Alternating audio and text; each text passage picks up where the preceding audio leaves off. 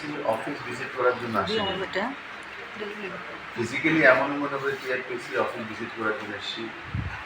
আমি তার জন্য এসেছি একজন মহিলা और জনজাতি উচ্চশিক্ষিতা ও সোশ্যাল ওয়ার্কার পাতাল কুমার জামাতিয়ার জন্য এসেছি।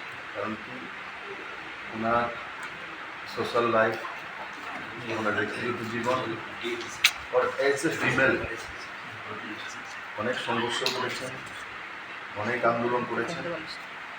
আজকে টিআরপিসির মতো সংস্থানের উনি চেয়ারম্যান আছেন,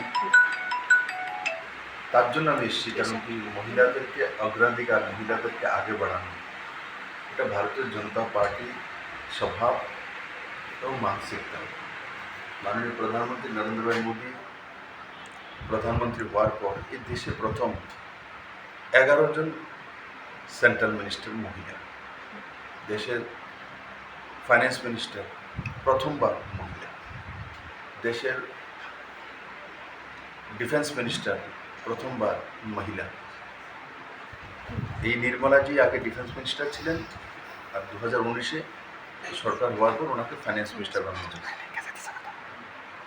তো আমরা শুধু মুখে বলি এমন নয়, নারী সশক্তিকরণের কথা বলি তেমন নয়। এখানে মুখ্যমন্ত্রী থাকাকালীন আমিও 33% রিজার্ভেশন এসেছি মহিলাদের জন্য।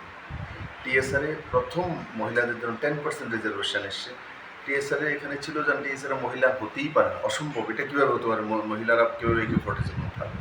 মহিলারা কেউ বন্দুক উঠাতে পারে, মহিলারা তলোয়ারও উঠাতে পারে। এটা বিপ্লবদেব শুরুয়াত করেছে, মোদী শুরুয়াত করেছে, তেমন না। ঝাঁসি রানী লক্ষ্মীবাই এই দেশেরই মহিলা।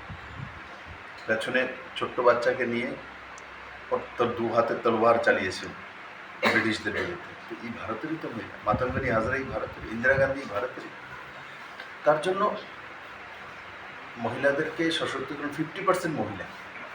আর যেই দেশের মধ্যে, যেই সমাজের মহিলাদের সম্মান নেই, মহিলাদের অগ্রাধিকার নেই, মহিলাদের এক্সপোজার নেই, সেই সমাজ ব্যবস্থা অগ্রগতি হতেই পারে না। আজকে মাননীয় প্রধানমন্ত্রী নরেন্দ্র ভাই মোদীর নেতৃত্বে সরকার আসার পর যেভাবে উনি মহিলা সশক্তিকরণ করেছেন, তার পরিণাম ভারতীয় ইকোনমি আজ 5th ইকোনমি পুরো দুনিয়ার মধ্যে।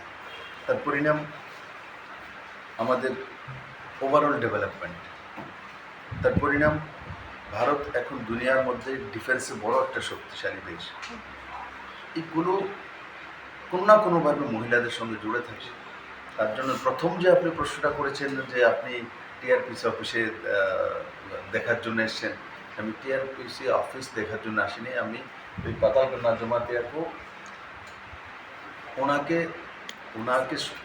ওনার মাধ্যমে মহিলাদের সম্মান করার জন্য এসেছি। আর উনি জনজাতি সমাজ থেকে আসেন, তার জন্য আমি এসেছি।